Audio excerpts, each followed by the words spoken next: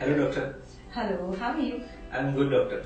Doctor, आज मैं आपके पास अपने कुछ डाउट क्लियर करने आया हूँ। बेझिझक होकर पूछ सकते हैं, क्या डाउट है आपकी? देखिए, मेरी अभी तक शादी भी नहीं हुई है और ना ही मैं अभी तक किसी खास रिलेशनशिप में रहा हूँ, लेकिन मैंने सेक्स के बारे में बहुत सारी अफवाहें सुनी है। किस तरह की अफवाहें? जैसे कि बहुत सारे लोग बोलते हैं कि ज्यादा सेक्स करना हार्मफुल होता है और कुछ लोग बोलते हैं कि सेक्स करना हेल्दी होता है।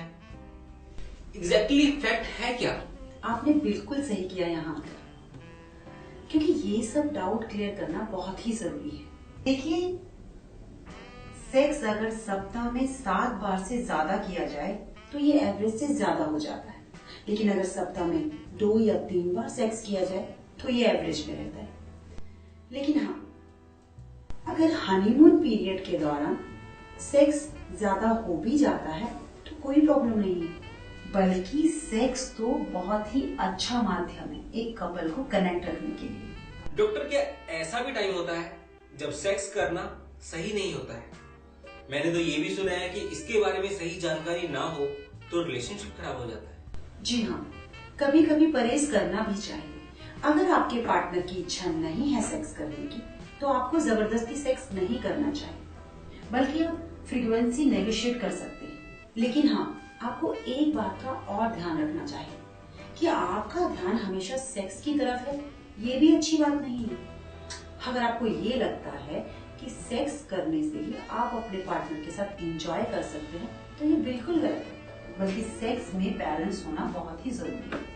डॉक्टर, जैसा कि मैंने आपको बताया, मैं किसी रिलेशनशिप में नहीं हूँ, लेकिन मेरी बहुत सारी लड़कियां दोस्त हैं। कई बार नाइट स्टे भी हो जाता है, लेकिन हमेशा एक भय लगा रहता है कि कहीं कुछ गलत ना हो जाए। मैं आपसे पूछना चाहता हूँ, क्या शादी से पहले अगर ऐसा कुछ इंसिडेंट होता है तो कोई प्रॉब्लम तो नहीं है? देखिए, ये सब तो आप पर डिपेंड करता है। कुछ लोग होते हैं जो शादी से पहले शारीरिक संबंध बनाना बिल्कुल पसंद नहीं करते, और कुछ लोग ऐसे होते हैं कि जो शादी से पहले कई बार शारीरिक संबंध बना चुके होते हैं। ये तो पर्सन टू पर्सन डिपेंड करता है कि किसको क्या सही लगता है और किसको क्या नहीं। और आपको बताना चाहूंगी कि अगर आप सिंगल हैं और आप ज्यादा सेक्स कर लेते हैं तो ये जरूरी नहीं कि आपकी सेहत के लिए वो हार्मफुल हो। लेकिन एक बात का ध्यान जरूर रखना होगा आपको कि अगर आप एक से ज्यादा महिलाओं के साथ सेक्स करते हैं तो उसमें एसटीडी का खतरा हो सकता है, लेकिन उस दौरान आप प्रोटेक्शन का यूज कर सकते हैं, जैसे कि कॉन्डम।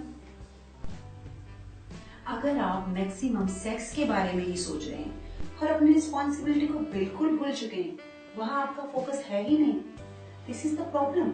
क्या एज के बढ़ने के साथ साथ सेक्स की फ्रीक्वेंसी में भी कोई बदलाव आता है? जी हाँ, बिल्कुल।